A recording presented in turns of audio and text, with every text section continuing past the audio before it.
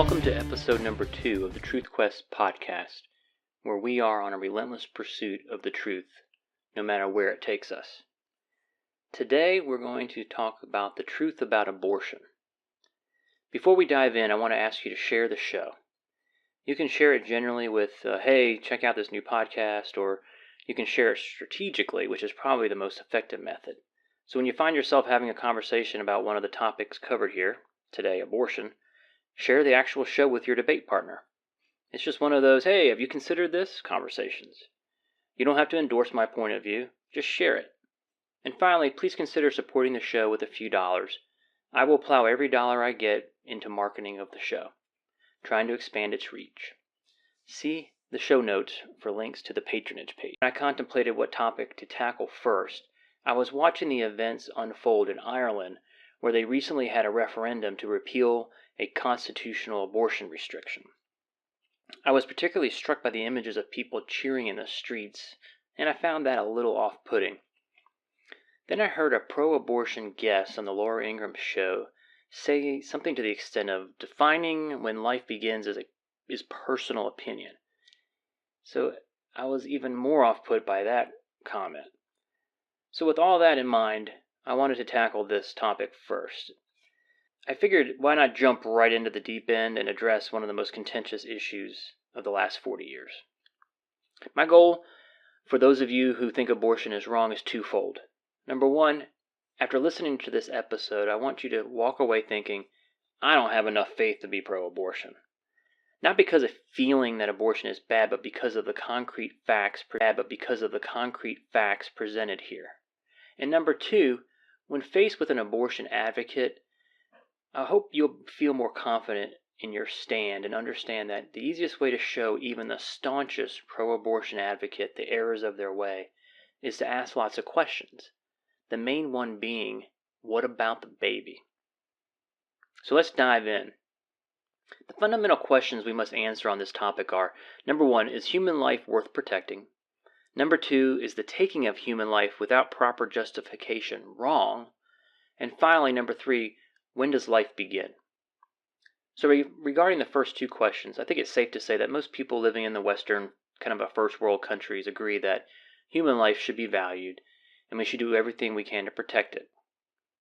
Despite the fact that that belief has been eroded over the last few decades with the rise of pro-abortion movement, assisted suicide, and euthanasia, is still the dominant human life without proper justification is typically a normal feeling for most people as well. So that leaves us with the third question. When does this valuable, worth protecting life begin? I hate to break it to some of you, but life begins at conception. Why? Well, the non-scientific answer is because at the moment of conception, something was created where nothing was before.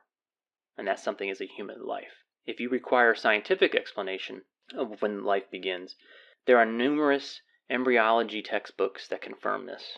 Philosophically speaking, you are the same person today as you were in your mother's womb. The only differences are size, level of development, the environment in which you reside, and the degree of dependency.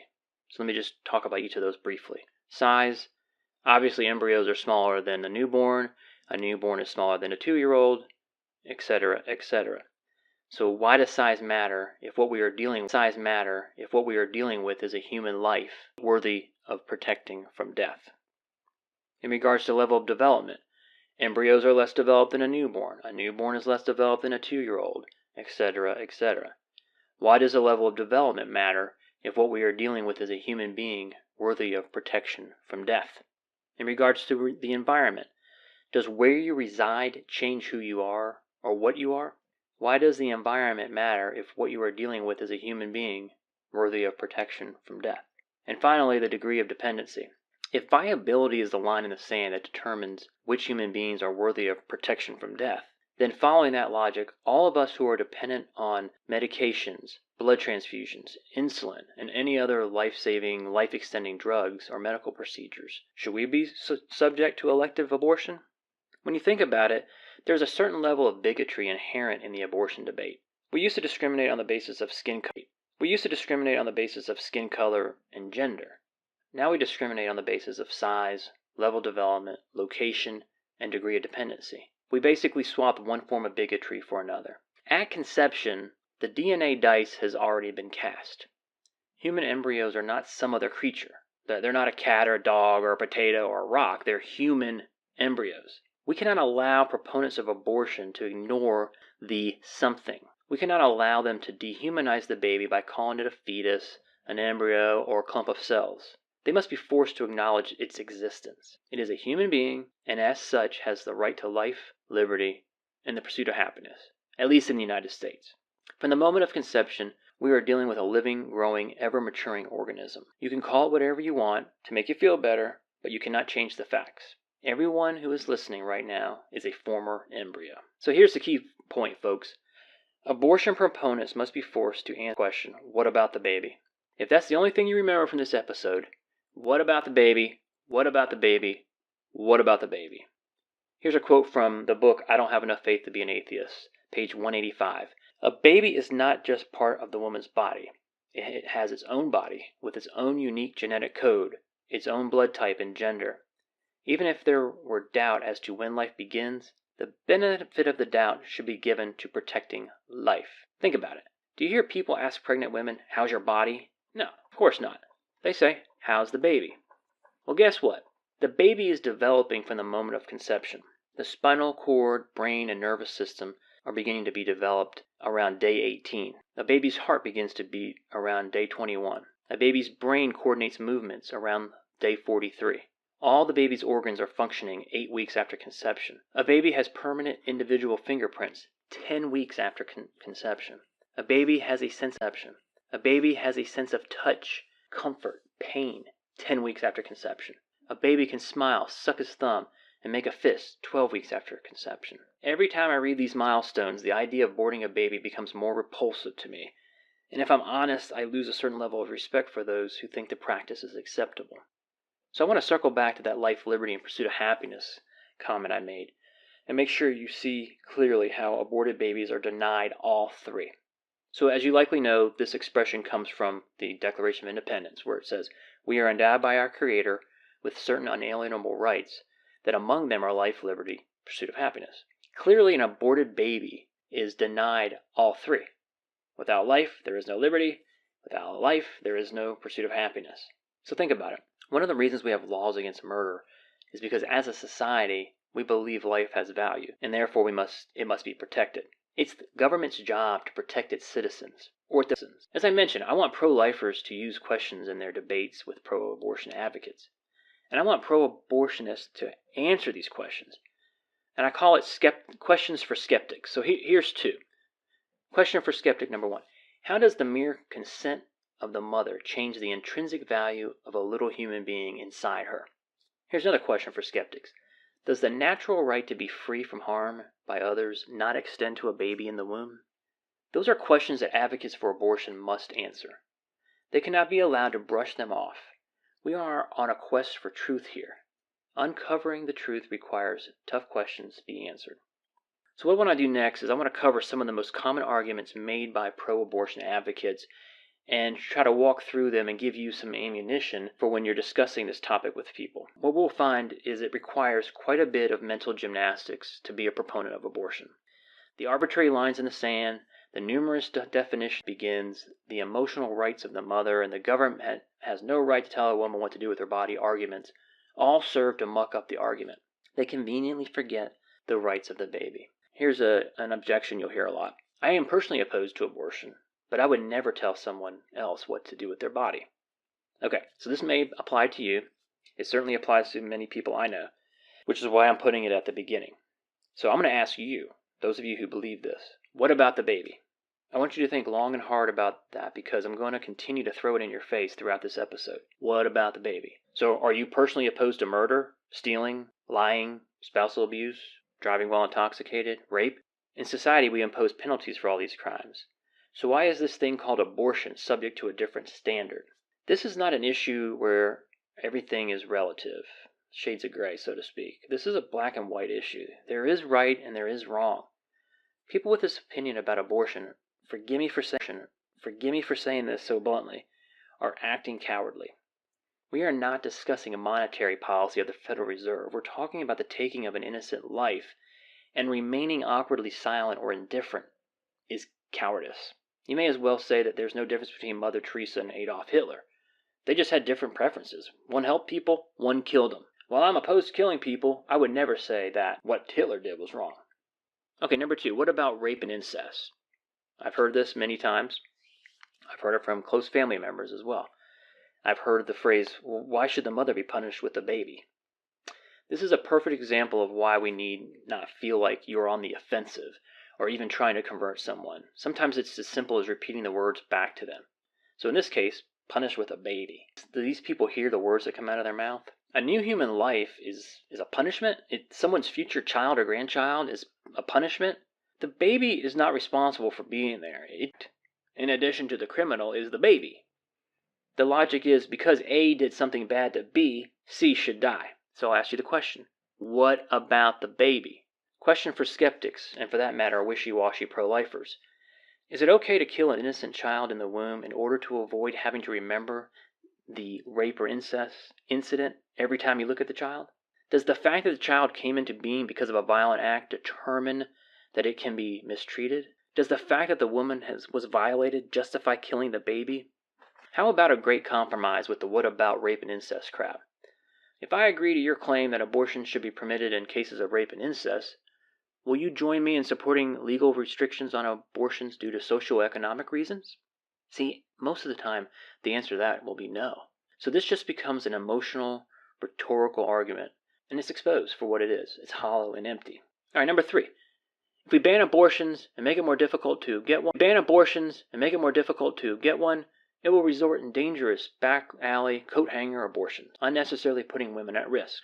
So again, let's simply take the argument on its face and see where it leads. So are these people suggesting that we must make killing children safer, or else adults might get killed in the process? Abortion choice advocates warn that thousands would be killed in back alleys if abortion were illegal. This is the way they justify legalizing the murder of millions. How can you blame a law for making it more risky for one human being to take the life of another? By that logic, we should make shoplifting legal to protect the thief from being manhandled by the merchant.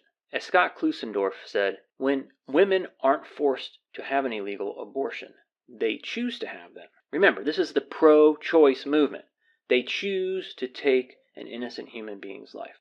Pro-life critic Marianne Warren put it this way: the fact that restricting access to abortion has tragic side effects not in itself show the restrictions are unjustified, since murder is wrong regardless of the consequences of prohibiting it. Number 4, what about poor women who cannot afford to have a baby?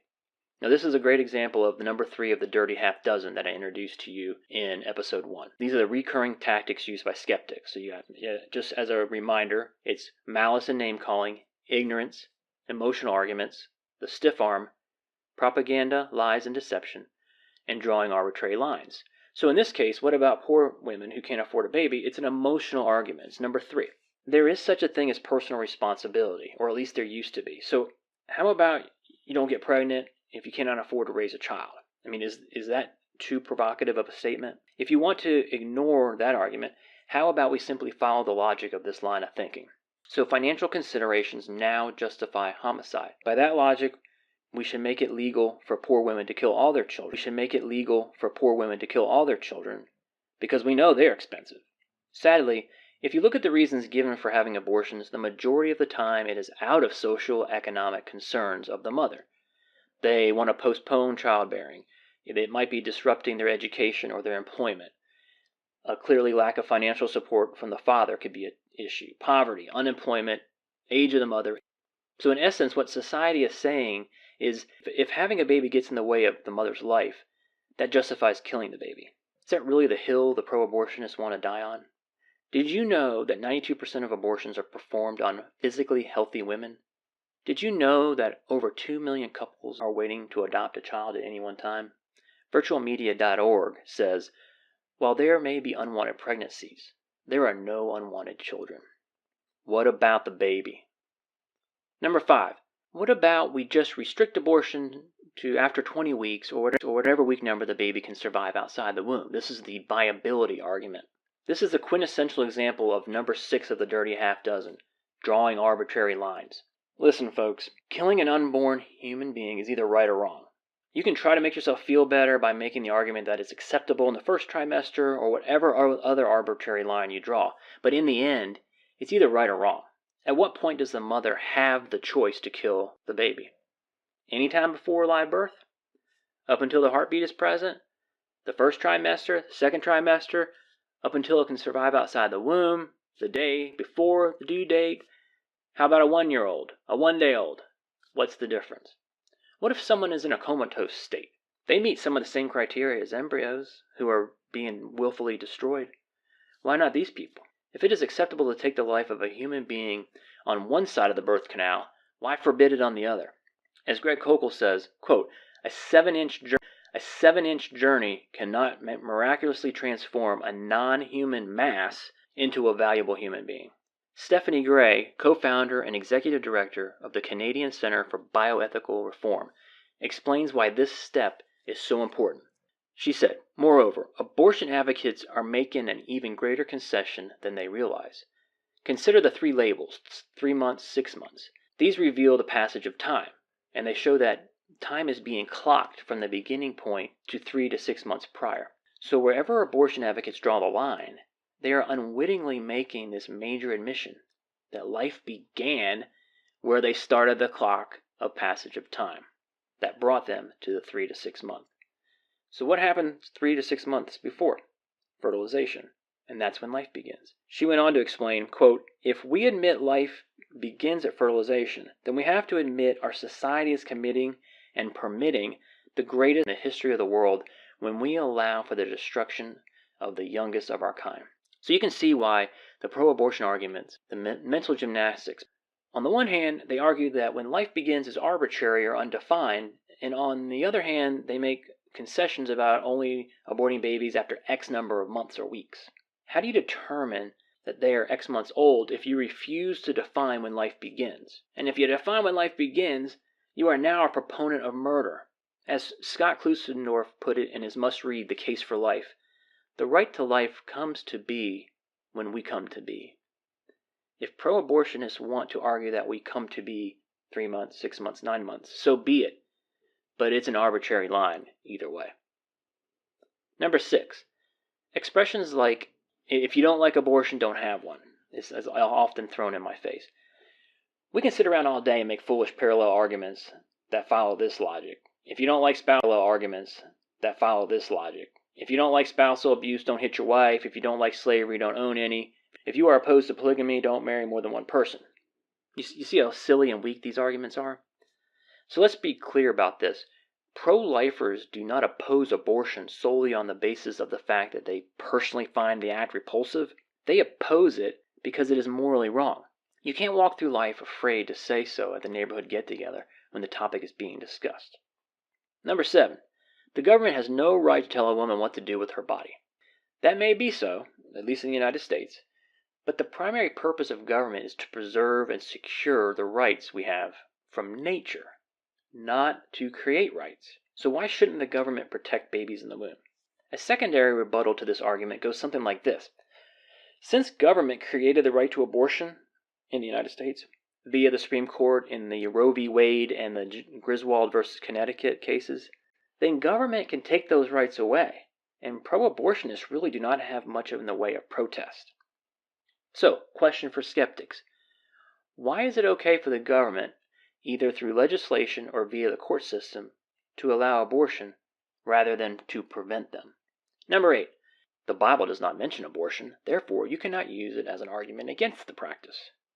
Okay, so this is to say the least, an intellectually lazy argument, but the Bible is not like the United States Constitution, which specifically articulates what the federal government can do. See Article 1, Section 8, and the subject of the next episode. So this argument boils down to whatever the Bible does not specifically condemn, it condones. The reason I call this argument intellectually lazy is because the Bible doesn't say anything about a lot of things like drunk driving, school shootings, vehicular manslaughter, racial discrimination. But these acts are not considered morally justified, and society still punishes those who commit such acts. You can, however, dismantle this argument rather easily. See, if this logic works for you, The Bible affirms that humans have value because they bear God's image. Science, and the mere matter of an ultrasound image, makes it clear that an unborn baby is a human. Hence, biblical commands against murder apply to the unborn just as they do to other human beings. Here's another interesting rebuttal to this argument. While it is true that the Bible does not specifically mention the practice of abortion, it is also true that the early Christians were Gentiles and Jews. Why is that important? Because early Judaism was firmly opposed to abortion. I will put a lot of this in the show notes page so you can see it, because otherwise I'm going to mispronounce the names. But even the first century Jewish historian Josephus wrote, "The law orders all the offspring be brought up and forbids women either to cause abortion or to make away with the fetus." So could it be the reason the Bible is silent on the issue of abortion is because it was unnecessary? They were not tempted to kill their children before or after birth. So that covers the majority of the most common pro-abortion arguments that you may encounter. Now, I want to spend the last couple minutes, I want to offer those of you who wish to be a little bit more proactive and offensive-minded, I want to give you some ammunition to further your pro-life discussions with pro-abortion advocates. Let's start with the elephant in the room, partial birth abortion. So basically, ask the person if they're opposed to this practice. If they are familiar with the procedure, ask them to explain it to you. If they are unfamiliar with it, you explain it to them. So here it is. It's a procedure where the fetus is pulled feet first by the abortionist until the back of the head is visible, at which time the abortionist jams a pair of scissors into the baby's skull. The scissors are then opened to enlarge the hole, while a suction catheter is inserted into the hole and the baby's brains. We're not advocates for the procedure. We are simply describing it. And honestly, anyone who supports the use of this procedure is a sick piece of garbage. Continuing a conversation with them seems useless. However, this is a very important conversation for those pro-abortion advocates who are unaware of the procedure or support it in name only. This is a case of not really knowing what you believe. As I stated in episode 1, most people are never forced to articulate why they believe what they believe. The intellectual exercises of defending their position is often enough to get them to think twice. If they oppose the practice, ask them to explain how they can support regular abortion and not partial birth abortion. You will begin to notice the mental gymnastics required to maintain this position. Number 2, ask them if they are opposed to state laws that require women seeking an abortion to receive an ultrasound, or mandatory waiting periods, or mandatory counseling, or to be provided adoption advocacy, or ask them if they are opposed to state requirements that abortion clinics have hospital admitting rights prior to being able to do abortions. Ask them to explain why or why not. The key point here is to get to the heart of the issue. If they answer no to any of those things, you're dealing with someone unwilling to even consider protecting life. They are unwilling to allow efforts to be made to help change the woman's mind. Really think about that for a minute. These folks oppose efforts to change the mother's mind. Let that sink in. What is that other than pure evil? The people who articulate these positions may not be evil, but their policy stance certainly is. Again, by forcing them to articulate their position, hopefully they may realize how zealous their support for abortion is, given that they will not even give the mother a chance to reconsider. Several years ago, Massachusetts legislature passed a law prohibiting pro-life protesters within, I want to say, 30 feet of an abortion facility. How sick is that? How sick is that? Most of the time, these people just want to pray for the women to reconsider the procedure. They are trying to save a life, but a liberal legislative body and court system cannot allow that. Some have suggested that women who seek an abortion should be forced to watch a video of the abortion procedure. Is that cruel? What about the baby? Number 3, ask them if your tax dollars should be used to perform abortions. If they answer yes, ask them if we can use half of those dollars or get matching funds to educate women about their options, like adoption. Number 4, ask them how they reconcile their belief that abortion is no different than an elective surgery when numerous states will charge criminals with double murder if they kill a pregnant woman. How does the state reconcile their laws? One that allows elective abortion and one that prosecutes for the murder of a baby in a similar state of growth. How do you reconcile the fact that on one hand there are medications that cannot be taken by pregnant women because the drug will harm the baby, and on the other hand, we can kill the baby without another thought? I hope you see that the abortion debate is not one that you should shy away from. I understand that most people are non-confrontational. Why argue with your friend about abortion? What good will that do? On the other hand, how can you remain silent if you find it morally wrong at best and murder at worst? I hope you see that through the use of questions and by following pro-abortion's arguments to their most logical conclusion, you can plant seeds of doubt in their minds. Your goal is to simply force them to think, what about the baby, every time they think